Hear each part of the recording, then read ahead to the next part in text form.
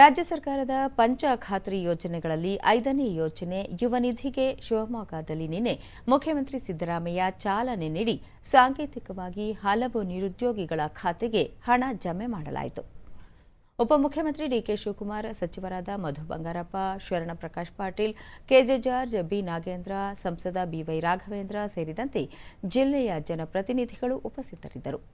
ಪದವಿ ಪಡೆದ ನಿರುದ್ಯೋಗಿಗಳಿಗೆ 3,000 ರೂಪಾಯಿ ಹಾಗೂ ಡಿಪ್ಲೊಮಾ ನಿರುದ್ಯೋಗಿಗಳಿಗೆ 1,500 ರೂಪಾಯಿ ನೀಡುವ ಯೋಜನೆ ಇದಾಗಿದೆ. ಯುವ ನಿಧಿ ಯೋಜನೆಯಡಿ ಪ್ರಸಕ್ತ ಸಾಲಿನಲ್ಲಿ 5.29 ಲಕ್ಷ ಪದವೀಧರರಿಗೆ ನಿರುದ್ಯೋಗ ಭತ್ಯೆ ನೀಡುವ ಗುರಿಯನ್ನು ರಾಜ್ಯ ಸರ್ಕಾರ ಹೊಂದಿದೆ. ಈ ವೇಳೆ ಸಿದ್ದರಾಮಯ್ಯ, ಸ್ವಾಮಿ ವಿವೇಕಾನಂದರ ಜನ್ಮದಿನದಂದು ಯುವ ಶಕ್ತಿಗೆ ಶಕ್ತಿ ತುಂಬುವ ಯುವ ನಿಧಿ ಯೋಜನೆಯನ್ನು ಜಾರಿ ಮಾಡಲಾಗಿದೆ. ಪಂಚ ಖಾತ್ರಿ ಯೋಜನೆಗಳು ಸಮಾಜದ ಎಲ್ಲ ವರ್ಗಗಳ ಜನರಿಗೆ ಪರಿಹಾರ ನೀಡಿವೆ. ಯುವ ನಿಧಿ ಜಾರಿ ಯುವಕ ಯುವತಿಯರಿಗೆ ಅನುಕೂಲ ಕಲ್ಪಿಸಲಿದೆ. ಈ ಯೋಜನೆಯಡಿ ಈಗಾಗಲೇ 70,000 ಯುವ ಜನತೆ ನೋಂದಾಯಿಸಿಕೊಂಡಿದ್ದಾರೆ ಎಂದು ಹೇಳಿದರು. ಇದುವರೆಗೂ ಯಾರೆಲ್ಲ ಈ ಯೋಜನೆಗೆ ಅರ್ಹರು ಹೆಸರು ನೋಂದಾಯಿಸಿಕೊಂಡಿಲ್ಲವೋ ಅವರೆಲ್ಲ ಹೆಸರು ನೋಂದಾಯಿಸಿಕೊಳ್ಳಬೇಕು ಎಂದು ಸಲಹೆ ನೀಡಿದ ಅವರು, ಸಾಮಾಜಿಕ ನ್ಯಾಯ ಜನರಿಗೆ ತಲುಪಿಸುವ ಕೆಲಸ ಮಾಡಲಾಗುತ್ತಿದೆ ಎಂದು ಅವರು ತಿಳಿಸಿದ್ದಾರೆ. ಶಿವಮೊಗ್ಗ ನಗರದಲ್ಲಿ ಇವತ್ತು ಚಾಲನೆಯನ್ನು ಕೊಟ್ಟಿದ್ದೇವೆ. 2 ವರ್ಷದವರೆಗೆ ಕೊಡ್ತೇವೆ. ಜೊತೆಗೆ ಅವ್ರಿಗೆಲ್ರಿಗೂ ಕೂಡ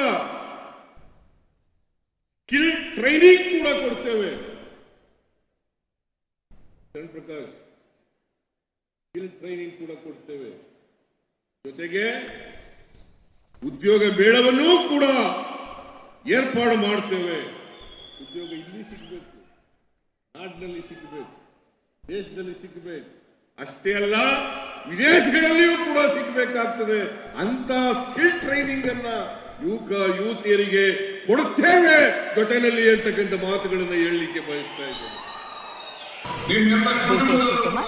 ಪಂಚ ಖಾತ್ರಿ ಯೋಜನೆಗಳು ರಾಜ್ಯದ ಬಡವರಿಗೆ, ಮಧ್ಯಮ ವರ್ಗದ ಜನರಿಗೆ ಆರ್ಥಿಕವಾಗಿ, ಸಾಮಾಜಿಕವಾಗಿ ಶಕ್ತಿ ತುಂಬಿ ಕುಟುಂಬದ ಆತ್ಮವಿಶ್ವಾಸ ಹೆಚ್ಚಿಸಲು ಸಹಕಾರಿಯಾಗಿದೆ. ರಾಜ್ಯ ಸರ್ಕಾರ ನುಡಿದಂತೆ ನಡೆದು ದೇಶಕ್ಕೆ ಮಾದರಿಯಾಗಿದೆ. ಗೃಹ ಜ್ಯೋತಿ ಯೋಜನೆ 1.5 ಕೋಟಿ ಕುಟುಂಬಗಳ ಮನೆ ಬೆಳಗಲು ಸಹಕಾರಿಯಾಗಿದೆ.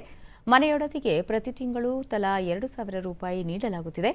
5 ಕೆಜಿ ಅಕ್ಕಿ ಬದಲು ನಗದು ನೀಡಲಾಗುತ್ತಿದೆ. ಶಕ್ತಿ ಯೋಜನೆ ಮೂಲಕ ಪ್ರತಿನಿತ್ಯ 60 ಲಕ್ಷ ಮಹಿಳೆಯರು ಉಚಿತವಾಗಿ ಸಂಚಾರ ಮಾಡುತ್ತಿದ್ದಾರೆ ಎಂದು ಯೋಜನೆಗಳ ಬಗ್ಗೆ ಮಾಹಿತಿ ಹಂಚಿಕೊಂಡರು.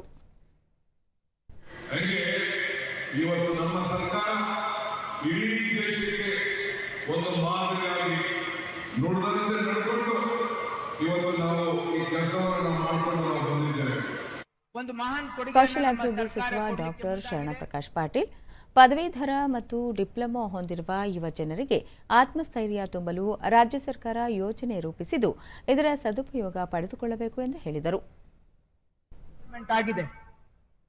ಮತ್ತು ಸುಮಾರು 5 ಲಕ್ಷ ಇವತ್ತು ವಿದ್ಯಾರ್ಥಿನಿಯರು ಯಾರು ಡಿಗ್ರಿ ಮತ್ತು ಡಿಪ್ಲೊಮಾ 22-23ರಲ್ಲಿ ಪಾಸ್ ಆಗಿದ್ದಾರೆ, ಅವರೆಲ್ಲರೂ ಕೂಡ ಇವತ್ತು ರಿಜಿಸ್ಟ್ರೇಷನ್ ಮಾಡ್ಕೊಳ್ತಕ್ಕಂತ ಅವಕಾಶ ಇದೆ.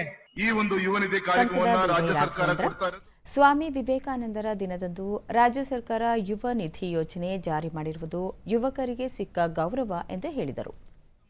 ಪ್ರಪಂಚದಲ್ಲಿ ಹೆಚ್ಚಿನ ಒಂದು ಯುವ ಶಕ್ತಿಯನ್ನ ಹೊಂದಿರುವಂತ ದೇಶ ಒಂದು ಭಾರತ ದೇಶ. ಯುವ ಶಕ್ತಿಗೆ ಎಲ್ಲ ರೀತಿಯಂತ ಶಕ್ತಿಯನ್ನ ತುಂಬಬೇಕಾಗಿರೋದು ಆ ಒಂದು ಸಂದರ್ಭದ ಸರ್ಕಾರದ ಒಂದು ಕರ್ತವ್ಯ.